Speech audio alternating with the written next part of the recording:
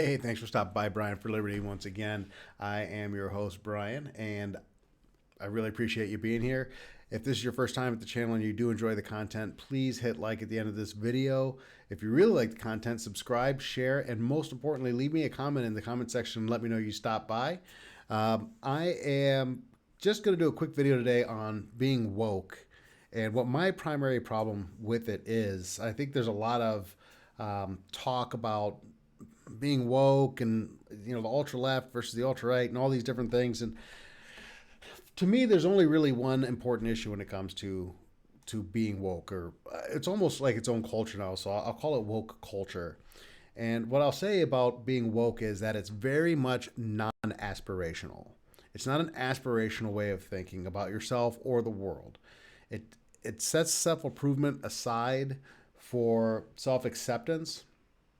And it's very clever in that way because accepting yourself is important and being happy with who you are is important. But at the same time, that doesn't mean we should stop striving to be better. We shouldn't stop striving for greatness. We should aspire to be better than tomorrow than we are today. And woke kind of tears all that apart. It calls every attempt to point out negative behavior, harmful behavior, bad behavior as shaming of some kind. Of person's sexually promiscuous, and you say, hey, maybe you shouldn't be engaging in that kind of behavior, or maybe you shouldn't be dressing in that provocative manner, or whatever the case may be, and now you're slut shaming, as if being sexually promiscuous is somehow a good thing. And we know that it's not. We know that it leads to STDs. We know it leads to unwanted pregnancies. And we know that later in life it leads to emotional trauma. We put 350-pound women on the cover of magazines and we say that's what the aspirational thing now is. And if you say, no, that's unhealthy. You shouldn't eat like that. You should take better care of your body. You should take a little bit more pride in your appearance, quite frankly. Well, now you're fat shaming.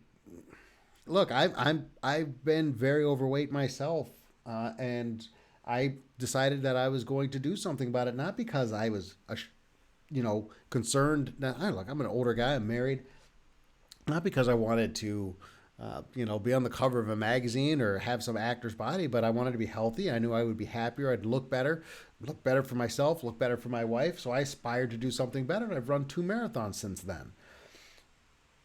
The idea that you are unemployed or that you're not satisfied with your job is your employer's fault. It's not your fault. You should already have all the things that you want, and let's walk away from work. And there's all this attitude towards nothing is your fault. Nothing is your issue. There's no room for your personal improvement. The world should make your life better for you and go further to accepting you simply based on who you roll out of bed as in the morning, as opposed to holding you to a standard that says you should make an effort to be better tomorrow than you were today. And that's harmful. And that's what bothers me the most about this. It's harmful. And the people who are spreading this message are doing far more harm than they are good. You're discouraging people from improvement. And that's dangerous. And it doesn't put a person in a place where it makes it more difficult to improve, right? Improving yourself, engaging in unpleasant behaviors that will yield long-term benefits is difficult. It's much easier to continue doing the things that bring us instant pleasure, as opposed to passing those things over and engaging in beneficial behavior to make ourselves better. And when people tell you that the bad behavior that you're engaging in is not just acceptable, but that's a good thing, and we're going to give you a thumbs up for that, then that reinforces some pretty negative internal monologues that prevent you from being a better person. And the person who's doing that doesn't care about you. That is a self-gratifying attitude for them to take. That is them wanting you to gravitate towards them. And of course, you're going to gravitate towards the person who tells you you're good as you are. You don't have to be ashamed of any of your negative behaviors. You don't have to try and improve yourself. You don't have to try to be better. You're going to naturally gravitate towards that person, as opposed to the person who says, listen, Joe, I can't hang out with you if you're going to keep drinking like this. Or, Jesus, man, do you need to eat another piece of cake? You're Listen, I have friends who've criticized me for behaviors that I engaged in that were harmful, and I want people around me who hold me accountable and want me to be a better person. I'm not saying that it's your place to tell people how to live their lives, but you have people who are close to you that you care about that are engaging in poor behavior. Man, if you're a real friend, you're gonna reach out to them because maybe there's something else going on there. My point is that you're discouraged from trying to encourage people to be better, and the woke mob kind of does that. And any criticism of harmful behavior is met with you're shaming this person as if shame is a bad thing. Shame is not a bad thing. Shame is your mind's way of letting you know that you're engaging in harmful behavior and you should stop doing it. Nobody feels shame after eating a salad. Nobody feels shame after going for a 2 mile run.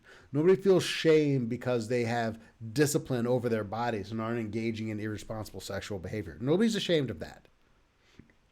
You feel shame as a result of engaging in behavior that internally you know you shouldn't be engaging in.